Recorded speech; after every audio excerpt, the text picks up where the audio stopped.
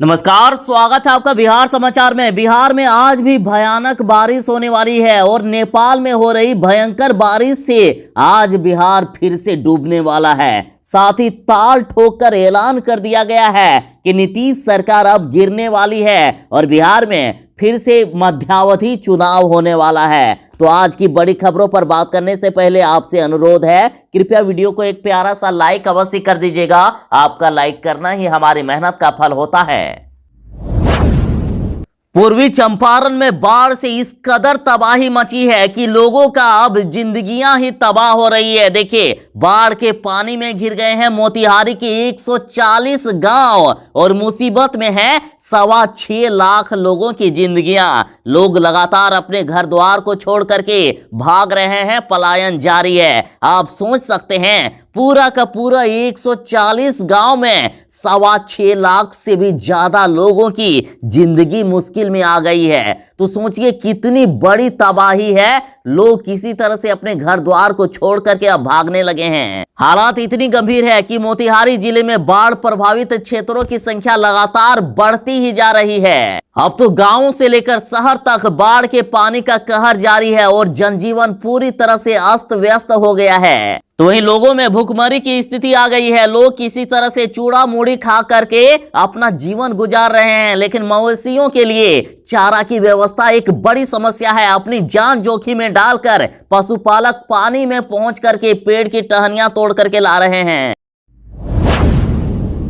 बिहार वाले जरा सावधान हो जाएं। बिहार में आसमान से आज भी कहर बरसने वाला है। कहा जा रहा है कि पटना में भी आज भयानक बारिश की संभावना है। तो वहीं गया, नालंदा, वैशाली, भागलपुर में भी बारिश के आसार हैं और साथ ही कई स्थानों पर गरज के साथ तेज बिजली गिरने की भी संभावना है और बीते दिन भी बिजली गिरने से कई लोगों की मौत हो गई है। अतः जरा सावधान। देखिए, पटना, गया, नालंदा, शेखपुरा, नवादा, बेगूसराय और लखीसराय में बारिश के साथ वज्रपात को लेकर अलर्ट जारी किया गया है। उसके साथ ही पश्चिमी चंपारण, सिवान, सारण, पूर्वी चंपारण और गोपालगंज के साथ मुजफ्फरपुर, दरभंगा, सीतामढ़ी, मधुबनी, वैशाली, शिवहर और समस्तीपुर में और साथ ही सुपौल, अररिया, किशनगंज, मधेपुरा, सहरसा और पूर्णिया के साथ औरंगाबाद, भभुआ, भोजपुर, रोहतास, जहानाबाद और अरवल में भयानक बारिश होने की चेतावनी जारी कर दी गई है।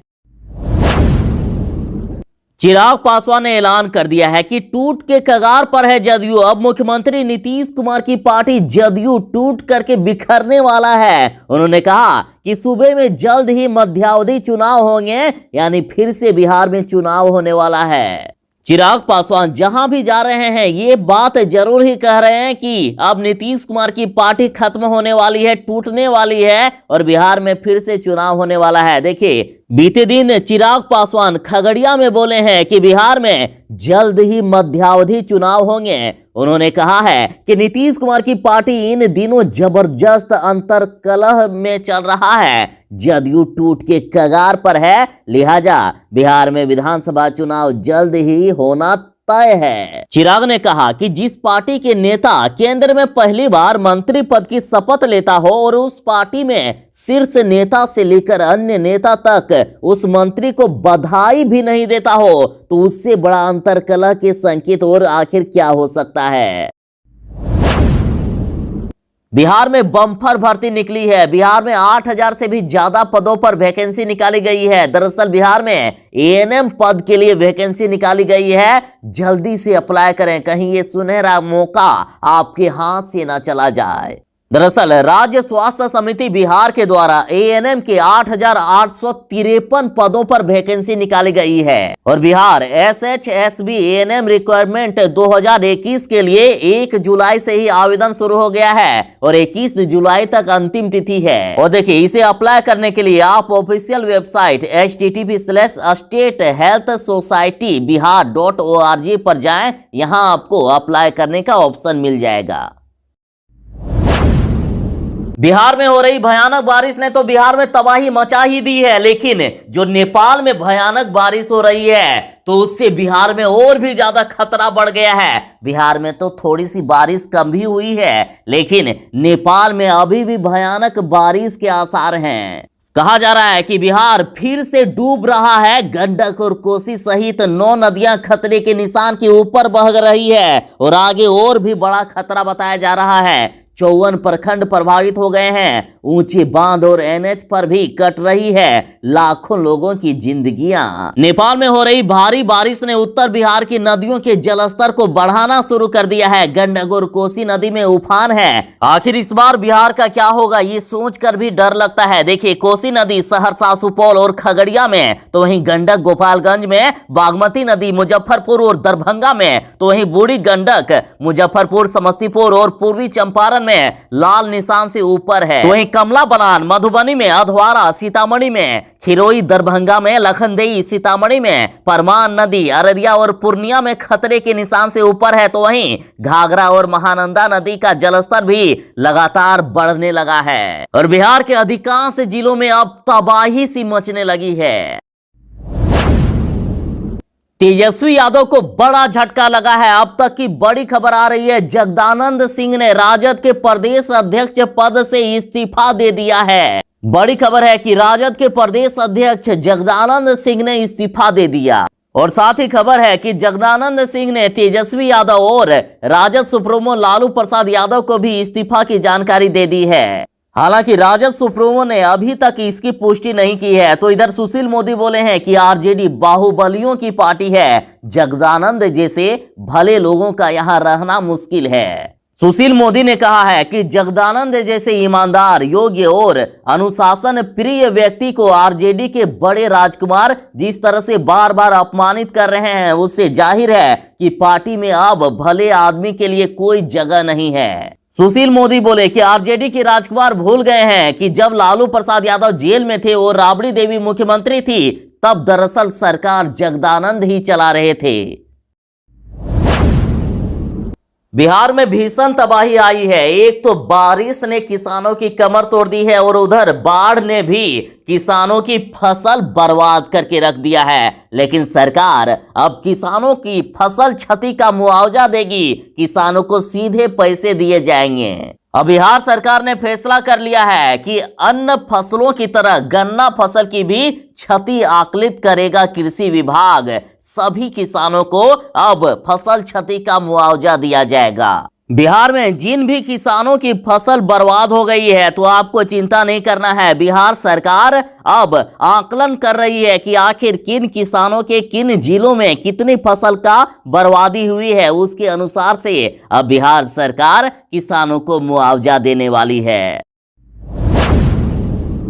बिहार में बाढ़ ने तबाही मचा दी है और इधर मुख्यमंत्री नीतीश कुमार लगातार बाढ़ पीड़ितों का हेलीकॉप्टर के जरिए जायजा ले रहे हैं। तो इस पर लालू यादव की बेटी रोहिणी आचार्य ने नीतीश कुमार के हवाई सर्वेक्षण पर तंज कसा और कहा, जनता लाचार और हेलीकॉप्टर में सरकार। लालू यादव की बेटी रोहिणी आचार्य का कहना है कि बिहार की जनता रो बिलख रही है, लेकिन सरकार गूंगी बहरी बनी केवल हवाई सर्वेक्षण कर रही है। बिहार में आपदाओं की बहार है, लेकिन मुख्यमंत्री हेलीकॉप्टर पर सवार होकर सिर्फ जायजा ले रहे हैं। रोहिणी आचार्य ने कहा है कि हेलीकॉप्टर में सरकार है, बाढ़ में डूबी आम जनता लाचार है। बिहार में बहार है, हेलीकॉप्टर में सरकार है। अब बेचारे गरीब जनता का क्या होगा। बाढ़ ने तो उनकी जिंदगी ही तबाह कर दी है। बिहार में गंडक नदी एक बार फिर से विकराल रूप धारण कर लिए हैं और गोपालगंज के गांव में दिखने लगा है तबाही का मंजर। अब मचानों पर फंसी है जिंदगियां। आप देखिए आखिर इन गरीबों का क्या होगा। इन गरीबों के पूरे घर ही पानी में डूब गए हैं। लोग किसी तरह से मचान बनाकर अपने घर में लटके हुए हैं। आप तस्वीरों में देख सकते हैं कि किस प्रकार से लोग अपने घरों पर मचान बनाए हुए हैं, किसी तरह से जिंदगी काट रहे हैं। हालात और भी गंभीर होने वाली है। कहा जा रहा है कि निचले इलाकों में 1 मीटर तक और भी पानी बढ़ने के आसार हैं। आप जरा यहाँ के लोगों का दर्द भी सुनिए। देखिए, ब्रज किशोर राय का घर ध्वस्त हो चुका है। छोटे छोटे बच्चे को लेकर उनकी पत्नी लाचार बनी हुई है। प्रशासन की ओर से 2 मीटर पॉलीथीन तक नसीब नहीं हुआ है। खुले आसमान के नीचे ये अपनी जिंदगी गुजार रहे हैं, आंखों में आंसू लिए भाग्य को कोस रही है और नीचे नदी की पानी ऊपर से बारिश का कहर बनकर बरस रही है। तो वहीं गोपालगंज के लगभग गांव में चारों तरफ पानी है। लोग तटबंध पर खुले आसमान के नीचे किसी तरह से गुजर बसर कर रहे हैं। सैकड़ों घरों में बाढ़ का पानी पहले से ही समाहित हो गया है। खाने पीने की तो बात छोड़ ही दीजिए, लोग सोच करने तक की व्यवस्था से भी अब नदारत हैं।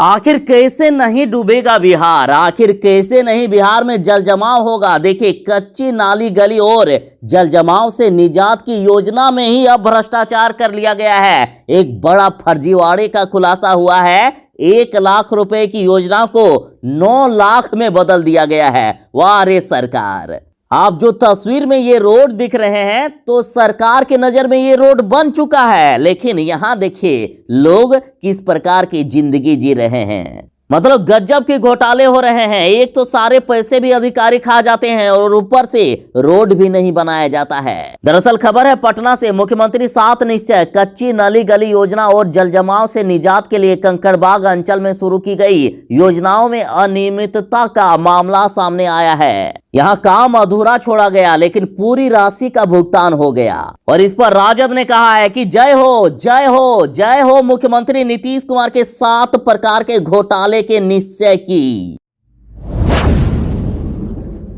बिहार में बाढ़ से चारों तरफ हाहाकार मचा हुआ है, तबाही का मंजर जारी है। बेतिया में देखिए बलौर नदी पर पुल का एक पिलर ही ढह गया है। जरा आप देखें कि बेतिया में किस प्रकार से पूरा का पूरा पुल अब ढहने को तैयार है। तो वहीं समस्तीपुर में बूढ़ी गंडक में नाव पलट गई है, जिसमें से 3 लोगों की तुरंत ही मौत हो गई। तो वहीं 2 जिंदा बचे हैं, 6 के लापता होने की भी आशंका है। साथ ही बिहार में देखिए बाढ़ में इस कदर की तबाही मची है कि मुजफ्फरपुर में बाढ़ के पानी में जब पूरा का पूरा गांव डूब गया है, सड़कें विलीन हो गई है, तो नाव से ही दुल्हन लेने के लिए दूल्हा पहुंचा और नाव पर ही शादी की रस्में की गई। आखिर क्या करे, मुजफ्फरपुर में तबाही का मंजर इस कदर है कि पूरा का पूरा गांव ही डूब गया है। लाखों लोग घर से बेघर हो गए हैं।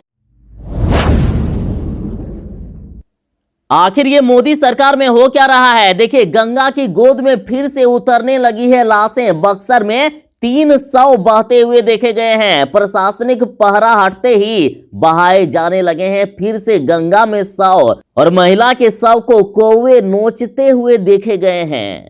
आप तस्वीर में भी देख सकते हैं कि किस प्रकार से गंगा में शव बहते हुए देखे जा रहे हैं। दरअसल बिहार यूपी बॉर्डर पर गंगा किनारे एक बार फिर से शव बहते हुए दिखने लगे हैं। बक्सर जिले के चौसा घाट पर 3 लाश बहती हुई देखी गई है और हालात इतनी बुरी थी कि इन शवों को जलीय जीव और कौवे नोच रहे थे और इस घटना में हर किसी का दिल कांप सा उठा है। आपको यह भी बता दूं कि 9 मई को इसी बक्सर के चौसा घाट से भयावह तस्वीर सामने आई थी, जहां यूपी बॉर्डर से गंगा किनारे पानी में 40 शव एक साथ बहते हुए देखे गए थे।